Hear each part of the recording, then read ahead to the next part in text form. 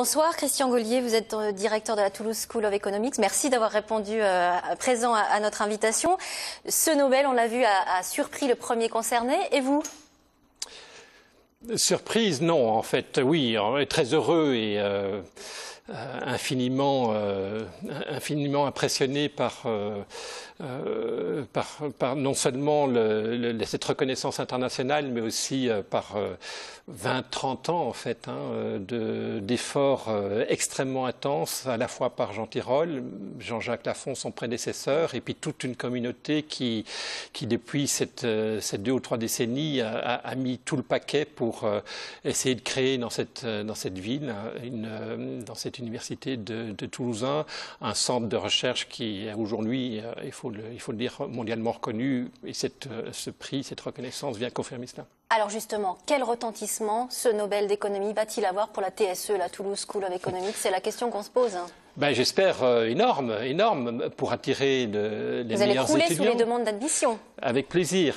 Nous étudions toutes avec la plus grande attention. Ici, nous avons ici des étudiants, des lycéens qui sont brillants, qui sont intéressés par mieux comprendre comment fonctionne le monde, qui candidatent à TSE.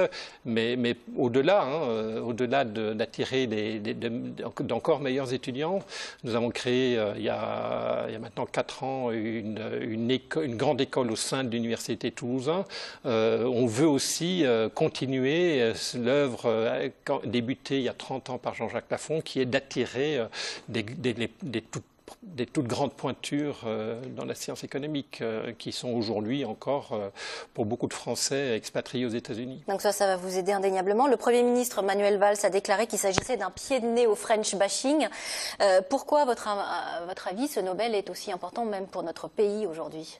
Oui, écoutez, je pense que TSE défend une position anti-morosité, c'est-à-dire que nous avons à TSE 130 chercheurs, 140 chercheurs qui ont une vision, alors qu'on ne partage pas toutes les mêmes idées politiques et les mêmes intuitions sur les réformes, mais en tout cas, beaucoup d'entre nous avons des idées, des bonnes idées, je pense, pour réformer la France, pour lui permettre de faire en sorte que les efforts de chacun conduisent à un meilleur équilibre social dans notre pays. On va revenir sur les recherches de Jean Tirole, mais le ministre de l'économie, Emmanuel Macron, est-ce qu'il a appelé Jean Tirole? On ne sait pas, il vous le dira peut-être, mais de façon plus large, est-ce que vous pensez que le gouvernement va faire appel à l'expertise de Jean Tirole, s'appuyer sur ses travaux de recherche aujourd'hui? Alors ils le font déjà partiellement, excusez-moi, ils le font partiellement à travers le Conseil d'analyse économique. Jean Tirole le rappelait dans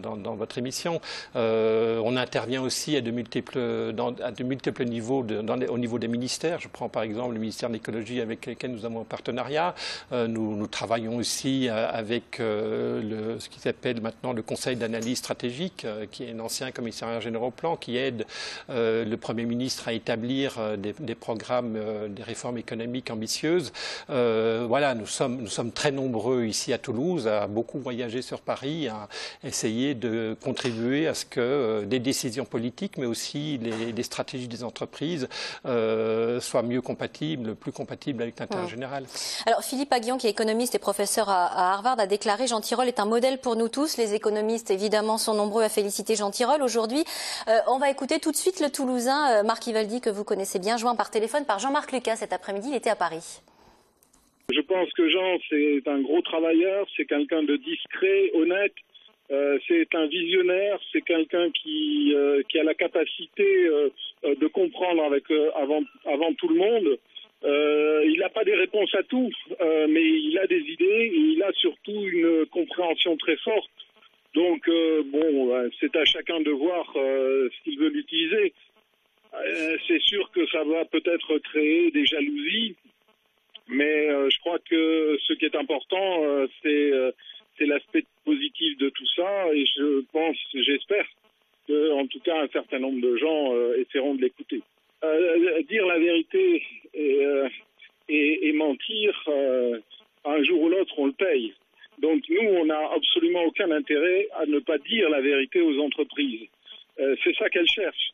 Ce qu'elles cherchent, c'est de la bonne économie. Ce qu'elles cherchent, c'est des raisonnements bien fondés et bien établi. On ne peut pas faire uniquement de la science uniquement en paillettes. Je crois que ça nécessite beaucoup de travail, beaucoup d'humilité, parce que les choses sont compliquées. Alors Jean Tirole est primé aujourd'hui pour son analyse de la puissance du marché et de la régulation.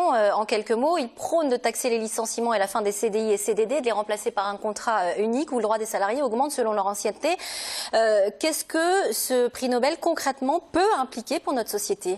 Des changements à venir? Alors, il faut bien comprendre que Jean a eu, sur les 30 dernières années, un programme de recherche qui est extrêmement diversifié. Vous parliez un instant de ses travaux, d'ailleurs avec Olivier Blanchard, qui est le chief économiste du FMI, sur les problèmes de comment faut-il modifier les règles d'indemnisation du chômage et d'incitation aux employeurs à conserver leurs employés, ou en tout cas de tenir compte dans leurs décisions de licenciement, l'impact sociétal que ces licenciements peuvent avoir.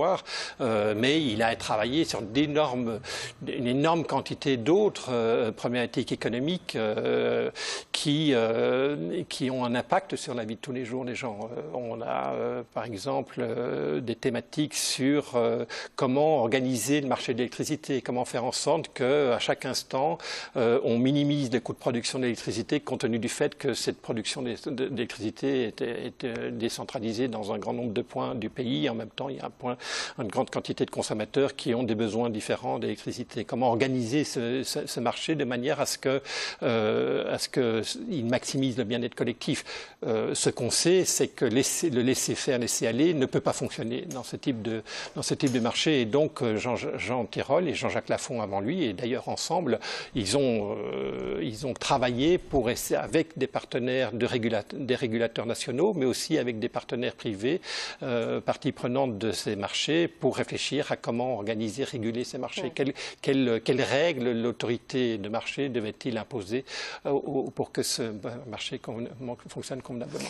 Alors, Jean Tirole a déclaré aujourd'hui « Ma vie, c'est la recherche, les collègues et les étudiants ». Qu'est-ce qui va changer dans sa vie? Est-ce que sa vie va changer? Est-ce que, par exemple, il va y avoir plus de demandes à ses cours, on l'imagine? Les élèves vont être triés sur le volet? Il va continuer à enseigner, hein, ça c'est important. Alors, oui, évidemment. Nos meilleurs chercheurs, qui sont aussi bien souvent nos meilleurs enseignants, Jean Tirole en fait partie et je compte bien lui demander de continuer à enseigner. Et d'ailleurs, ça fait partie de son plaisir de vivre. Je pense que Jean est quelqu'un qui a une vision globale de ses missions d'académie, qui contiennent une dimension de recherche, mais aussi une dimension de transfert de savoir à travers ses cours et aussi une dimension de transfert de savoir vers les entreprises et vers le secteur public pour transmettre ces connaissances pour qu'on en fasse quelque chose de bien, quoi. Merci en tous les cas, Christian Gollier, directeur de la TSE, d'être revenu sur cette information de la journée que je rappelle, donc Jean Tirole, prix Nobel d'économie 2014.